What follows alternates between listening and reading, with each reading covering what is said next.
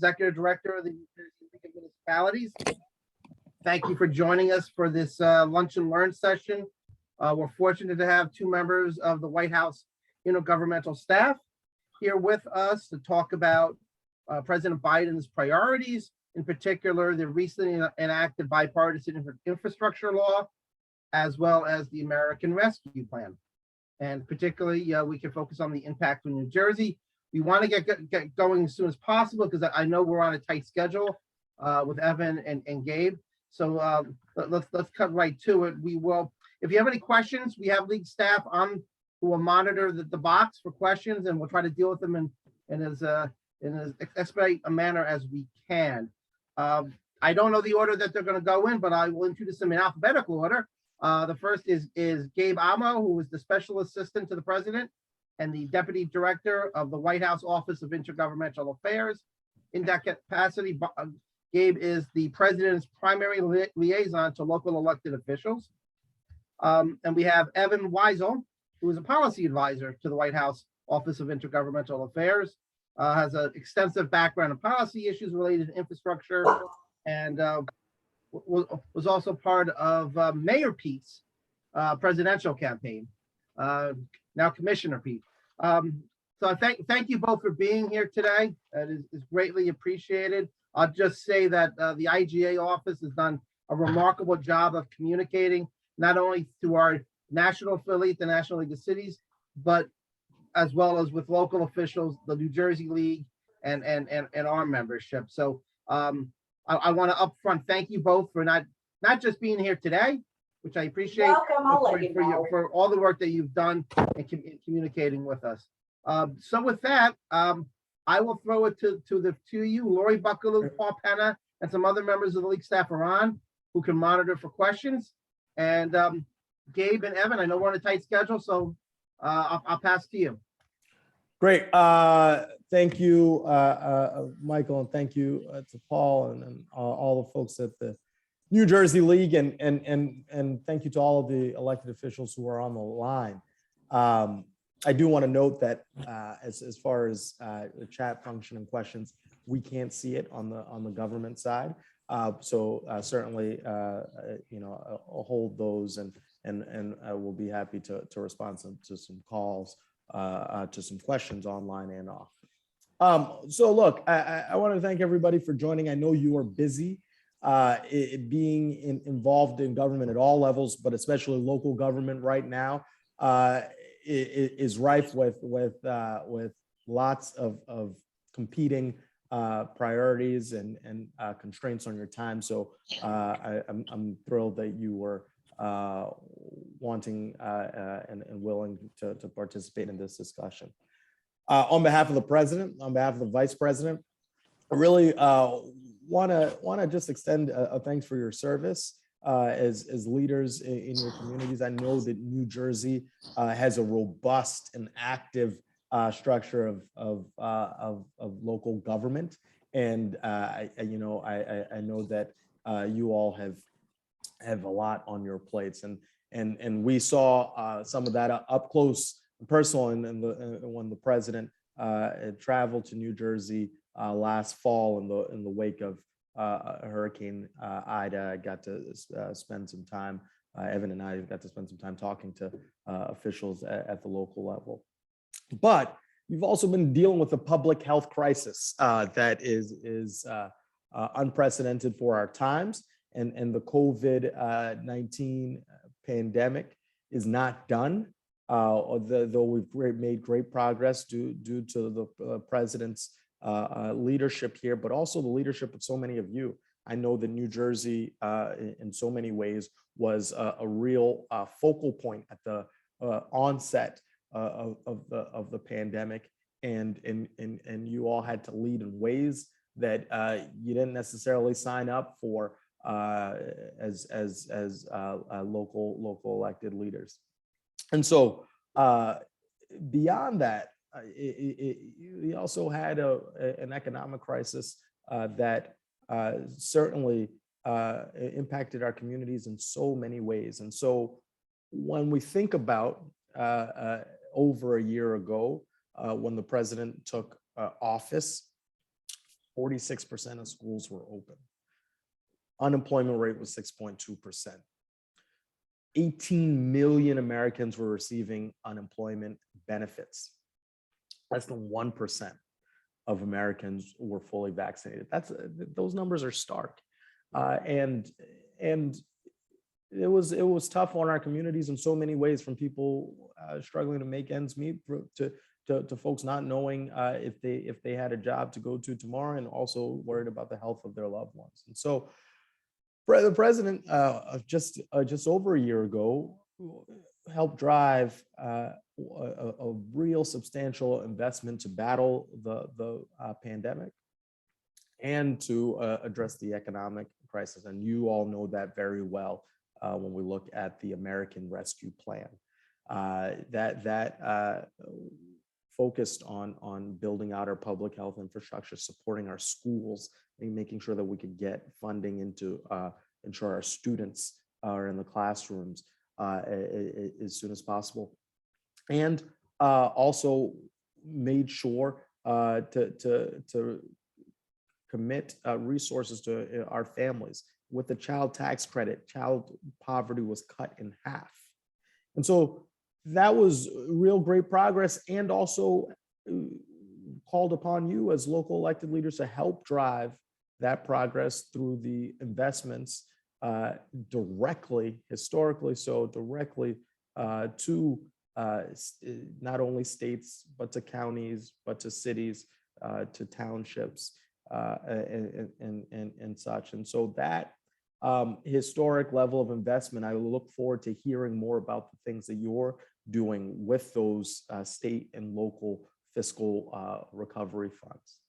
And so the president always said that there would be a rescue, but that we'd all also need to recover. And part of that recovery is driven by the bipartisan infrastructure law, which I think we're 120 plus days into that law. And so really that is built upon partnership. A vast majority of that money does not stay at the federal level. And so we'll certainly invite some questions about that, and also some of your thoughts on where you are seeking to make investments. But this is a historic investment in our nation's infrastructure that we haven't seen in decades. Historic funding in transit, historic funding in water, historic funding certainly in broadband, and not to mention the hundreds of thousands of bridges and roads that we'll be able to repair across the country. And so this historic investment is driven by us needing to go from 13th in the world in infrastructure to really demonstrating American leadership in a profound way by rebuilding in our communities, and also giving people good paying jobs along the way. And so the bipartisan infrastructure law, will make a generational impact on our communities, but that's going to be in partnership with leaders at the state and local level. And so those are some of the large priorities of the president. But I would say we need to continue, and the president has talked about this and talked about some areas in the State of the Union where we can do more. And that's making sure that our recovery has a solid foundation, but it also has a strong growth trajectory by creating local jobs and building more in America, which is going to strengthen our supply chains, which I know you've heard so much about. Lowering everyday costs for working families. That's energy costs. We're seeing it at the pump because of the Putin driven price increase there because of the invasion of Ukraine. Reducing costs for child and elder care, and also prescription drugs. And we can do this while reducing the deficit and avoiding the cost of inaction on the issue of climate change, which as a state located right next to the ocean, how important making sure that we fight climate change is to your future. Also in that area, promoting fair competition on the area of lowering prices. There are so many industries where it's vitally critical that we ensure there's competition that both gives the American people the choices they need, but also gives them a price point that does not break the bank. Also, making sure that we are eliminating barriers to creating good paying union jobs for workers across the country. But the president also highlighted in a State of the Union a few areas where, partisanship aside, that we can unify. One, that's on ending the opioid epidemic. I'm also from the Northeast originally, and seeing how damaging the pandemic, the epidemic of opioids has just ravaged our communities in so many ways. Two, improving mental health and support for children across the country. We fundamentally changed the lives of children in responding to the pandemic, and we need to make sure that we provide the mental health support to restore our children to a pre-pandemic norm. Another area of great importance, and you heard the president talk about this in the State of the Union, is ending cancer as we know it, and really making fundamental investments in research and development so that America leads into the next century in this area, and that we do all that we can to ensure that our loved ones do not have the experience of being ravaged by cancer. And the last area here is providing support for veterans. I know New Jersey is home to some of our most critical bases in the country and military communities therein, and also folks who have dutifully served our country, to make sure that we ensure that their pathways forward are ones where they have the most opportunity that they possibly can. And so those are some of the priorities. I do want to hit a few other things because they're in the news right now, and they're terribly important. As you know, the president released a budget just 2 days ago. I can't ever tell what day of the week it is. But look, I highlighted that we created more than 6.5. The president created more than 6.5 million jobs in 2021, the most our country has ever recorded in a single year. And our economy grew at 5.7%, strongest growth in nearly 40 years. But none of this progress was an accident, right? It was the direct result of the president's strategy to grow our economy from the bottom up and the middle out. And so that strategy has put us on track to reduce the deficit by more than $1.3 trillion this year, and that's the biggest ever one-year decline.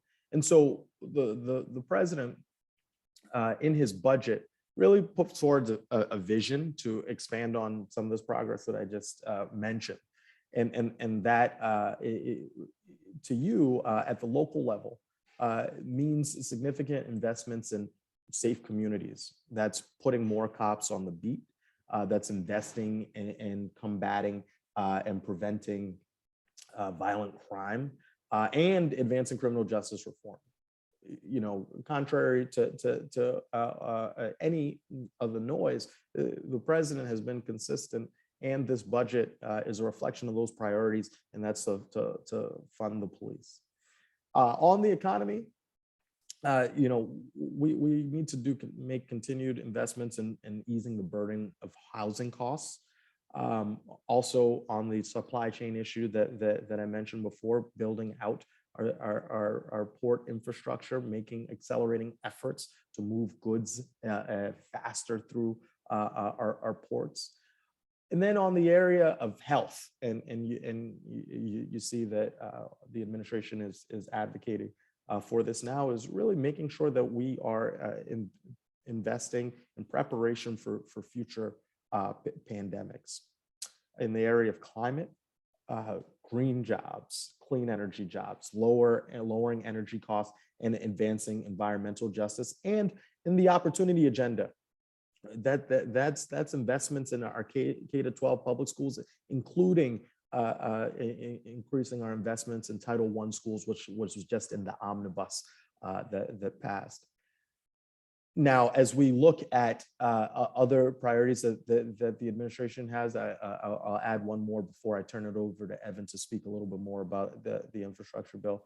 The president is put forward a supremely qualified nominee for the Supreme Court, Judge Ketanji Brown Jackson, and she is really has a depth and breadth of experience, being in fact confirmed by the Senate 3 times before, both to be a judge at the federal district court level and the circuit court level, on top of being appointed to the U.S. Sentencing Commission. And so, I know that is newsworthy, and I do have great optimism, and as we do here, that the judge will be confirmed as the next associate justice swiftly. I think a vote is scheduled for next week, April 4th, and it's really a reflection of our values as a country to put someone so eminently qualified, who will also make history in her nomination and hopefully her confirmation soon. So there's a range of issues here. We did want to go a little bit deeper on the issue of infrastructure. I mentioned it briefly, but it's so important that you all know that the way that funding flows here, especially around the competitive funds, provides a real historic opportunity for investments in your communities and partnerships in your regions within the state, and certainly for regional alliances that are interstate as well, for the areas where that's relevant. So I'm going to stop there and turn it over to my colleague here in the Office of Intergovernmental Affairs, who works with me closely in all of our engagement with local elected officials, Evan Wessel. So Evan, over to you. Thank you, Gabe. It's great to be here with New Jersey Municipal League. As Gabe shared, the bipartisan infrastructure law is truly historic. It's a once in a generation investment in our nation's economic competitiveness. And as Gabe discussed on the supply chains, the bipartisan infrastructure law will also help strengthen the supply chains so that we can move goods to market faster and more efficiently, in an effort to lower costs for all of us. So the Biden-Harris administration has really hit the ground running. As Gabe said, it's been 120 days plus. And in that time, more than $100 billion has been announced and allocated to states for roads, bridges, ports, airports, cleaning up legacy pollution and more. But one of our top priorities has been and continues to be deep engagement with local governments, because you all are essential partners and are the ones who are going to turn these investments into real projects in your communities. More than 90% of this funding to rebuild America will be spent by state, local, tribal, and territorial governments. So our partnership with the Municipal League, with NLC, and with each of you is critical to the success of this implementation. The bipartisan infrastructure law, as a package, includes over 375 programs, 125 of which are new, and approximately 60% of the funding is going to be through pre-existing formulas, and then another 35% of that, and the other 35% of that will be discretionary or competitive grant programs. So I do want to highlight a few of those competitive funding opportunities. One of which is available now, our applications are live now. Many of you know the RAISE grant, which is the Rebuilding American Infrastructure Sustainability Equitably grant. This is an existing competitive grant program through the Department of Transportation, which provides $7.5 billion in funding for road, rail, transit, and other surface transportation of local and or regional significance. Again, this is an application that is currently open. And then last week, DOT announced the National Infrastructure Project Assistance Grant, known as MEGA, which is a $5 billion competitive grant program to support multimodal, multi-jurisdictional projects of regional and national significance, along with the Infrastructure for Rebuilding America grant, also known as INFRA, which is also through DOT and is a program to support highway and rail projects of regional economic significance. These two grants were combined with a rural grant opportunity in one common application. So that, and this is part of an ongoing effort for us to streamline the application process. This is one common application, so local governments can apply once for multiple funding opportunities. We recognize local capacity may be strained due to the pandemic, to historic underinvestment, or just challenges from day-to-day governance, staff capacity, et cetera. And that lack of capacity can create significant inequities. And for many communities, particularly some of the smaller communities, this may be the first time that they're applying for federal funding or for the first time they're receiving it. And so there are, through the funding streams in the bipartisan infrastructure law, there is money set aside in multiple of the funding opportunities for disadvantaged communities for technical assistance. And the White House Infrastructure Implementation Team is actively engaging states, localities, our federal family, along with philanthropies and others to leverage all the available resources to quickly deliver the necessary technical assistance and capacity to underserved communities. We've also been working with the infrastructure team to listen to local electeds across the country about their needs and local and challenges with local capacity in order to make sure that these funds are received efficiently and spent effectively. So this is something that we are working very hard on and will continue to do so. Some other grants that I just want to briefly highlight. There's the Safe Streets and Roads for All, which is a new program. This is a $5 billion competitive grant program through DOT, which provides funding directly to and exclusively for local governments to support your efforts to advance your Vision Zero plans and other complete street improvements. And then in addition to $5 billion in formula funding for charging and fueling infrastructure for the state, there's also $2.5 billion available in discretionary grants for local governments. There's also a Reconnecting Communities grant. The bipartisan infrastructure law created the first ever $1 billion program through DOT to reconnect communities that were divided by transportation infrastructure, particularly historically disadvantaged communities, which are too often nearly destroyed or cut in half by highways. This is part of a broader effort of the bipartisan infrastructure law to address many of the challenges we face with equity, both racial and wealth.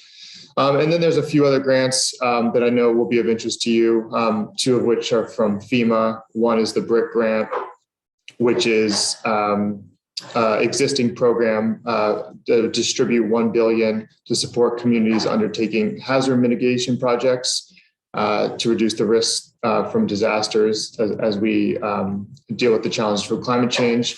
And then a flood mitigation assistance program also through FEMA, which is a $3.5 billion program. And then on top of that, there's a number of programs for first mile, middle mile broadband funding, in addition to New Jersey receiving a minimum allocation of $100 million for broadband. So this is just a snapshot of about 25 competitive funding opportunities that are available for local communities. All of this information and information on every funding opportunity is available online at bill.gov. You shouldn't have to hire a lobbyist to have access to federal resources for your community. And so we've created a guidebook on bill.gov that explains in as much detail as is currently available, how much funding is available at every program, through every program. And, it gives you information on what to apply for, who to contact for help, and how to get ready and prepare to receive these funds and rebuild your communities. So we being the federal government cannot do this alone. It really is going to require these critical partnerships with local leadership. You all are going to act as the coordinators and help prepare your communities to benefit from these transformative infrastructure funding.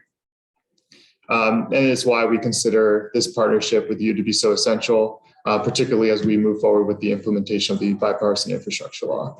And so I really want to make sure that we use some of the time today to hear directly from you about your infrastructure needs and priorities, so that we continue to ensure successful implementation. But before that, you'll hear us talk a lot about how the bipartisan infrastructure law is an opportunity to build a better America. But I do want to take a moment to highlight what the president's vision for what a better America looks like in terms of the infrastructure bill, the infrastructure law. In this case, better is about creating good paying union jobs. It's about making it possible for companies to manufacture more products right here at home, to rebuild our supply chains here so that every American can get what they need more efficiently at a lower cost. It's about using this investment in our infrastructure and our people to build more resilience and combat climate change. It's about rebuilding in a way that moves us all forward with equity at the center of everything we do. It's rare to hear infrastructure in this building without equity attached to it. And then it's about making sure that nobody's left behind. And in order for us to make sure that the opportunity that's presented by the bipartisan infrastructure law reaches every community, it's going to be the partnership with you that makes that possible. Your support of cities is essential to fulfilling our goal of equitably rebuilding America. As you'll hear Mayor Landry say all the time, on task, on time, and on budget. Building back better is going to be a multi-year effort, and we really are going to need the help of local leaders to get this done in the years ahead. So we're just really thrilled for the opportunity to be here with you all today, and look forward to hearing from you about your infrastructure needs and priorities. We're happy to help answer questions as well. Most of those questions, I believe, would be addressed through bill.gov. So do encourage you to take time and look through that, identify some of the funding opportunities that you will be applying for, whether it's as a local community, regional, and then also you'll be able to see the money that is being directly allocated to the state, so that you can plan for those funds as well, and encourage you to be in touch with your governor's office, state DOT, et cetera, on those opportunities. But with that, happy to, Gabe, if you have anything to add, please do so. Otherwise, we really would love to hear from you about your infrastructure priorities, or if there's any other questions that you all have. Thanks, Evan. Yeah, so floor is yours, Paul. I think you're facilitating here, but sort of really want to participate in a conversation with you more than anything else. So happy to open it up now. So thank you so much for tuning in. Thank you, Gabe, and thank you, Evan. This has been fantastic. I also want to echo what Mike said about your availability and your outreach at the White House has been essential to municipalities here in New Jersey. Also, for everyone on today's webinar, the chat is open. Please write your questions in the chat and I will facilitate them to Gabe and Evan. I did want to also start. One of the things that we're hearing from our municipalities about is they are very thankful for the money that they received through the American Rescue Plan, and Treasury's openness and ability to reach out to them on the reporting requirements for the American Rescue Plan. You know, frankly, many of New Jersey's 564 municipalities, 562 of which accepted the American Rescue Plan money, have never received direct funding from the federal government. So it's, you know, it's an unknown to them on these reporting requirements, and Treasury has been very helpful in alleviating some of those concerns. I'd also like to thank the Biden administration for funding some of the major projects that affect New Jersey, including the Gateway project, which will have enormous economic impact for our municipalities here in New Jersey. So let's take a look at the chat box and see if we have any questions here. It looks like someone is typing, but while they are doing that, either Gabe or Evan, can you talk a little bit more about the common application and the multi-jurisdictional portions of the RAISE grants, and how municipalities should partner together? What kind of projects should they be identifying for application in the RAISE grant? Yeah, and so what I would say at the top there, in terms of RAISE, this is probably one of the more common bits of outreach, because it's such a big program. I want to flag upcoming deadline there, and if you are sort of in progress there, I think Evan, I believe it's in 2 weeks. But I would say, you know, to engage early, as early as possible, both in terms of any like last minute queries and then submissions. On the common application bit, the other thing I would say here, and then I'm going to let Evan sort of go into a little more detail there, is I want to note how significant it is as a federal government to encourage applications in this particular manner, because one of the challenges, as you know, is that you may have a lot of different programs that apply to, you know, a specific project. So I do want to note the sort of the innovative nature of this, and want to know the feedback after, certainly through the league and such. What was it, you know, an accessible process? Was it, helpful? Whether or not, you know, a particular project is funded, but I wanted to speak to those 2 points in particular. But Evan, can you share a bit more on that? And it just came out last week, so it is hot off the presses. Yeah, and we're happy to share additional information on this. But so the common application was for 3 programs: the National Infrastructure Project Assistance, known as MEGA, the Infrastructure for Rebuilding America, known as INFRA, and the Rural Surface Transportation Grant Program, known as RURAL. They had, on last week, I believe it was on Wednesday, they announced this was a collective $2.8 billion that is through the common application, as was noted, meaning you apply once for through one. It's like when you go to applying for schools, one application that can be used for multiple programs. For the MEGA grant, which is again a competitive grant for to support multi-jurisdictional or regional projects of significance, DOT is awarding funding for projects greater than $500 million in cost, and then to projects greater than $100 million but less than $500. And this can be for bridges or tunnels connecting two states, like Gateway, as you mentioned. And then also there's new rail and transit lines, freight hubs, those kind of projects. And there's going to be up to 1 billion going out to that alone this year.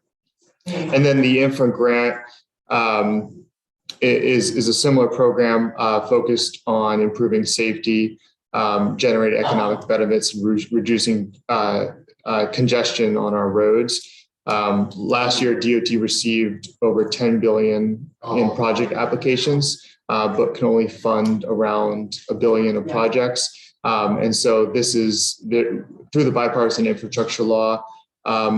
They've received a 50% increase in this program, and so are going to be able to award a greater number. I believe under the bipartisan infrastructure law, there's nearly 8 billion allocated for this infra program over the course of 5 years. And again, this is, as Gabe noted, this is not something that's been done before. It's part of a broader effort, an ongoing effort through DOT and across the administration to find ways to streamline the application process and to make this easier for local communities, particularly underserved and disadvantaged communities. Great. Thank you, Evan, and thank you, Gabe. And we'll get you out of here with this last question. As President Biden saw during his visit in September, what grants would you recommend for the relocation of a municipal and emergency services building? We here in Manville have all of these go underwater with Hurricane Ida, as the president saw. So are there specific grants for relocating buildings available? I would say off the top of my head, I don't know. And that's something we're happy to follow up with you online about. I think that because of how expansive a lot of the bill bipartisan infrastructure law is, there are very specific pockets, but I do want to note if some of those fall into areas of related to the disaster recovery portion, there is a whole disaster recovery volume in the bipartisan infrastructure law as well. And so let us give you a clearer answer. I don't want to make a mistake there, knowing how critical it is to you. But I will follow up with Paul and make sure to get you an answer. Thank you, Gabe. And actually, one last question did come in. I promise this one will be the last. No problem. Would the mega grant program cover dredging projects? That's another good question. I will need to get back to you on, just because of the scale of that particular program. My hunch is if it's part of the broader project, but I want to be 100% sure before I give you an answer there. Evan, is that consistent with what you're thinking, Evan? That's right. I think best to follow up. Great. Well, Gabe and Evan, thank you so much for spending some time with us today. And to the participants on the New Jersey League of Municipalities webinar, thank you for spending some time with us. Mike, do you have any closing remarks, or should I just thank everyone for participating? Oh, I can thank everyone for participating. And Gabe and Evan, I know this is just part of an ongoing dialogue and outreach between us. So thank you for joining us today. I'm sure we're going to hear more from you. We have a record of who made those those questions, and we can get their answers to them. But again, the outreach from your office has been exemplary in these trying times. So I want to thank you, you two in particular, for what you've done, and I wish everyone a great day. Thank you. Yeah. Oh, and I just want to leave 4 quick notes that I should have chimed in a little earlier. One, if you do not already join them, we have a weekly 4 p.m. call for officials across the country.